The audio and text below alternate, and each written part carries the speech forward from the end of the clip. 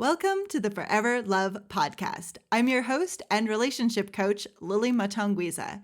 Today, I wanted to do something special, a quick and candid episode sharing some of the unexpected twists and turns that I never could have foreseen along my path towards a Christ-centered marriage. My husband, as of the day of this recording going live, will be 50 years old. That's something I never could have planned for when I was young and thinking about getting married.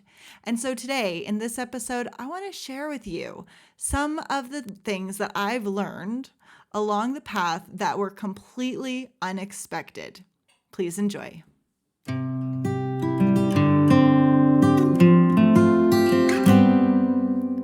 So, I am at home recording this episode the night before my husband turns 50 years old. Now, believe me, when I was growing up, I never imagined that I would marry somebody with quite an age gap. We've got about 15 years between us. But God has done incredible things through very unexpected ways and paths. And today I wanted to let you know that it's important that you pursue a God-given desire rather than a godly man. Now, if you pursue a God-given desire, you will have the byproduct of a godly man. You can't have a Christ-centered marriage without the godly man. But if you pursue a godly man, it's very easy to create an idol in that and then miss the Christ-centered marriage. Sometimes we create very vivid imaginations of what our future is going to look like. We have it pictured and drawn out in our minds, and our imagination is a beautiful thing. But I don't want you to use it against yourself. I have seen so many women completely convinced by their own imagination that they're going to have a certain type of man who looks a certain way, who is a certain age, who has a certain bank account and lifestyle and all of the things. And they end up using this forecast against themselves. What you really want to do is focus on creating that Christ-centered relationship. You can do that by letting go of your expectations of what it's supposed to look like. Because we end up becoming screenwriters and we create these illusions of this is how it's going to happen for me. And then when it doesn't go that way, we feel like something has gone terribly wrong. I know a lot of women are struggling because they imagined that they'd be married by now. They imagined that they'd have children by now. They thought they heard God's voice when he said, I'm going to marry that person. And then it didn't work out. And so you question yourself.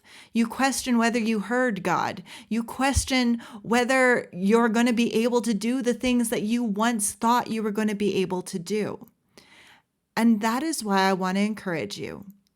Pursue the end goal, and the things you want will come as beautiful byproducts. When you pursue a person rather than the relationship, you end up having to compromise and negotiate on things that are really important to you. But when you pursue that end goal, that final outcome, you are going to naturally attract the right person to come along on that journey with you.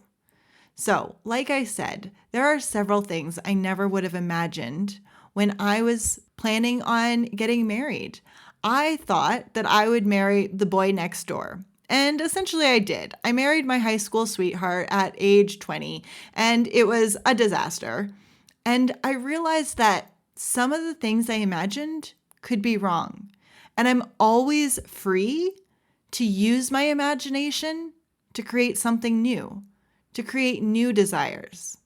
I was coaching someone the other day, and she was putting so much pressure on herself and her relationship because she was getting a little bit older, and she was worried that she might not be able to have kids if they don't get married soon and get started on the process ASAP.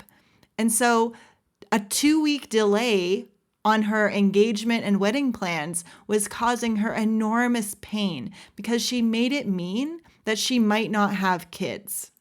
There are a lot of things that we imagine will happen in our lives. And when we can let go of some of them, we can pursue them in a whole new way. I want you to imagine, just for a moment, that if you get married, it'll be amazing. And if you don't get married, life is still going to be amazing. It's going to be amazing either way. And you happen to be on the path that is pursuing marriage. And that is awesome. But in the meantime, you still get to embrace this season rather than endure it. So take a moment to really consider how your life would be different if you don't end up marrying the man you've imagined marrying. What if he's different? What if he's older? What if he's younger?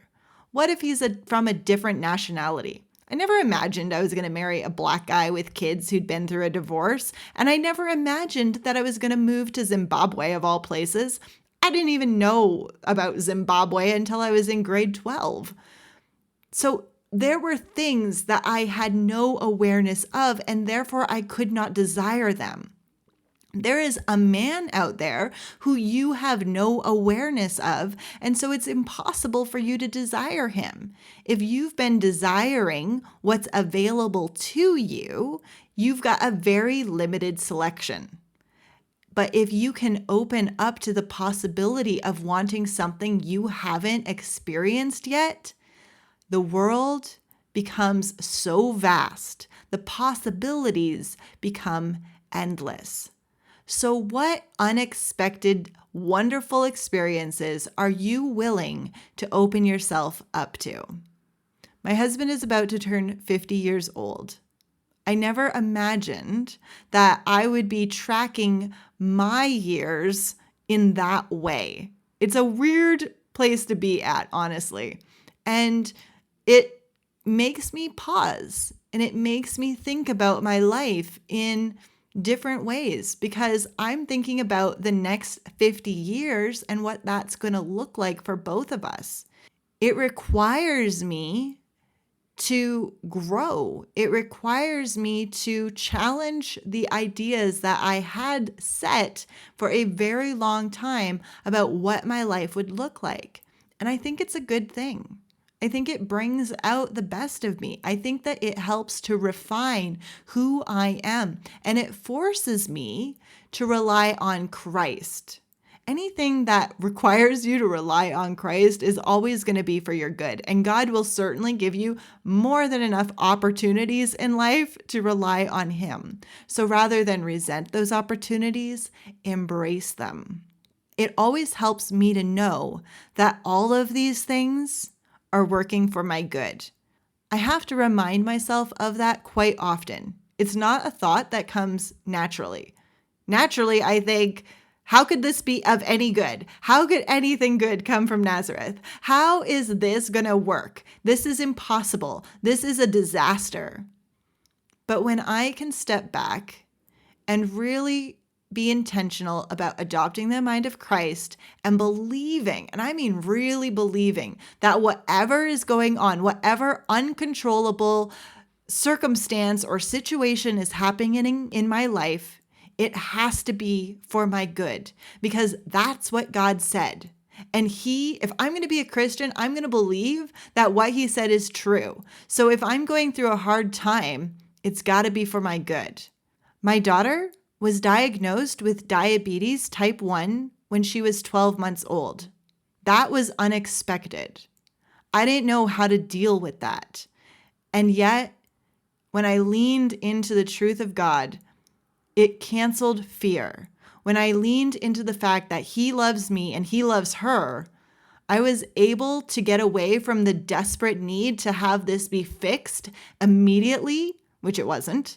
And I allowed myself to let this be for us rather than against us.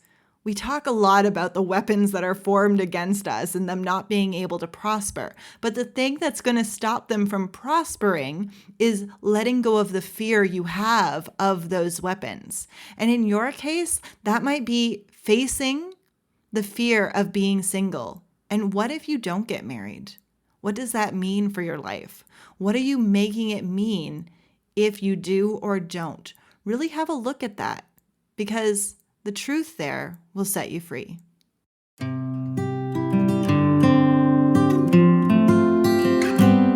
For more information about pursuing your God-given desire for a Christ-centered marriage, please visit Proverbs2426.com. There, you'll find all kinds of resources, including my free course on starting relationships with self-love. I'm also taking on a small handful of new coaching clients who are going to work with me privately over the next 12 months. If that's something you're interested in, please go over to Proverbs2426.com to get all of the details. Until next time, God bless you.